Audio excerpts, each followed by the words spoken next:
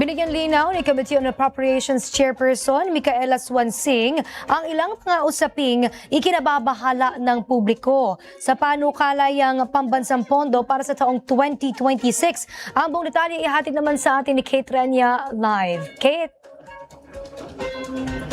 Princess, matapos ng formal na ratipikahan at pirmahan ni House Speaker Bogie D ang 2026 General Appropriations Bill, buo ang kumpiyansa ni Committee on Appropriations Chairperson Mica Swansing na walang pork barrel at flood control project sa pambansang pondo para sa susunod na taon.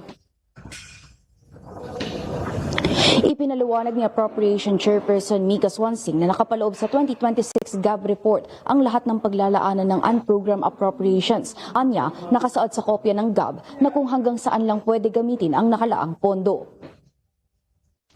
Kung hihimayin po ang laman ng mga programa sa kasalukuyan ng unprogrammed appropriations, ang laman po noon, foreign assisted projects, AFP modernization, RACE, CARS, Marawi Rehabilitation Compensation Fund, and other items. Nakalista po specifically what purposes those are. Very clearly po spelled out na hanggang dun lang pwedeng gamitin yung unprogrammed appropriations. Pahayag pa ni Representative Swansing na wala ng flood control project sa 2026 na national budget at hindi na ito makakahatak sa kahit saan man pondong nakalaan sa iba pang programa. So wala na pong infrastructure projects, bukod na po doon sa mga foreign assisted projects na talagang napakatindi naman po ng scrutiny noon dahil po multilateral po yung negotiations doon between not just the Philippine government but our multilateral partners. Wala na pong ibang infrastructure na pwede sa unprogrammed appropriation. Binigyan din ng mambabatas na walang insertions na naganap sa 2026 GAB at bukas pa rin sa publiko ang kopya nito sa portal ng House of Representatives at Senado. Again, wala pong insertions sa 2026 budget, wala pong tago, lahat po dineliberate.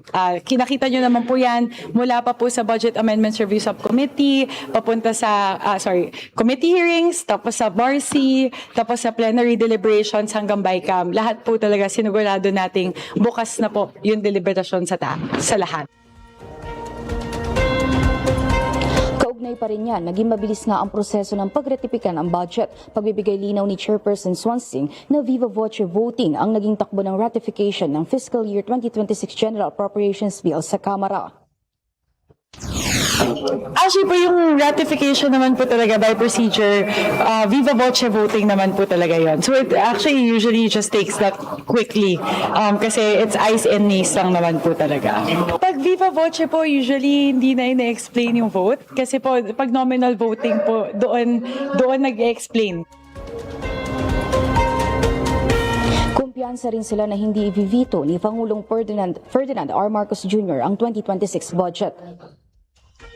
Princess, kaugnay pa rin sa panukalang pambansang pondo, ayon kay Chairperson Swansing na matapos ng pirmahan ito ni Speaker Bogie D, agad itong itinakbo sa Senado para doon naman lagdaan ni Senate President Tito Soto at para agad na maitransmit sa ehekutibo. At yan muna ang update. Balik muna sa inyo.